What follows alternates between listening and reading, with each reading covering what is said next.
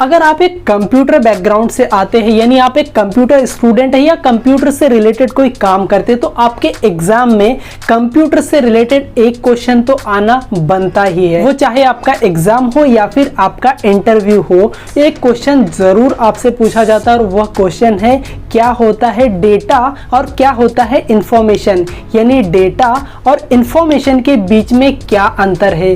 तो आज के इस वीडियो में हम डेटा और इंफॉर्मेशन के बारे में डिटेल में समझने वाले हैं, और वो भी एक लाइव एग्जाम्पल के साथ। तो वीडियो में एंड तक जरूर बने रहे, और अगर आप नए हैं तो प्लीज चैनल को सब्सक्राइब जरूर करें। तो देखो, जो डेटा होता है वह एक ऐसा इंफॉर्मेशन होता है, यानी एक ऐसा कलेक्शन ऑफ इंफॉर्मेशन होता है जिसके बारे में हम नहीं जानते। यानी अगर कोई डेटा कहीं पे रखा हुआ है तो वो डेटा कब तक डेटा रहेगा, जब तक कि हम उस डेटा को नहीं पढ़ लेते या फिर उस डेटा के बारे में जानकारी प्राप्त नहीं कर लेते, तब तक वो हमारे लिए वो डेटा है। और जैसे ही हम उस जानकारी को पढ़ लेते हैं, यानी उस डेटा को पढ़ लेते हैं और उसके बारे में हम जान जाते हैं, तो वही जो डेटा था वो हमारे लिए क्या होता है, एक इंफॉर्मेशन बन जाता है। अब इसको एक एग्जाम्पल के माध्यम से समझते हैं। अब जैसे कि आपके सामने क्या है, एक लेटर लिखा हुआ है, यानी आपको किसी ने एक लेटर लिख के दिया हुआ है, आपके पास रखा है। वो चाहे आपका जीएफ या वीएफ का लेटर हो सकता है।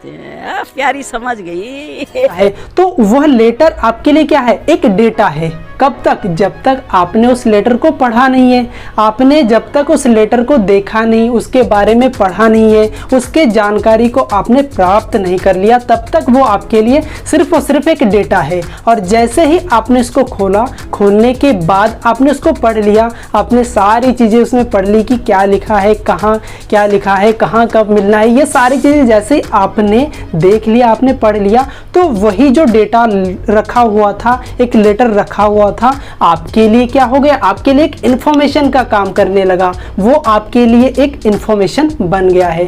तो सिंपल भाषा में समझते हैं कि डेटा वह इंफॉर्मेशन होता है जिसके बारे में हम नहीं जानते, जिसको हमने नहीं पढ़ा हुआ है, वो डेटा कहलाता है। और जब उस डेटा को हम पढ़ लेते हैं, उसके बारे में, उसके अंदर क्या लिखा है, उसके अंदर क्या रखा हुआ है, वो हमें पता चल जाता है, तो वो हमारे लिए एक इंफॉर्मेशन बन जाता है। सो फ्रेंड्स, उम्मीद करता हूँ कि डेटा और इंफॉर्मेशन के बारे में आप अच्छे से समझ पाए होंगे। अगर हाँ तो कमेंट में ज़रूर बताएं कि हाँ, मैंने डेटा और इंफॉर्मेशन के बारे में जानकारी प्राप्त कर लिया है। और वीडियो में अगर नए हैं तो प्लीज़ चैनल को सब्सक्राइब ज़रूर करें, और वीडियो अच्छा लगा है तो लाइक तो बनता ही है। सो फ्रेंड्स, आज के लिए बस इतना ही। I will see you next time. Till then keep learning and keep smiling.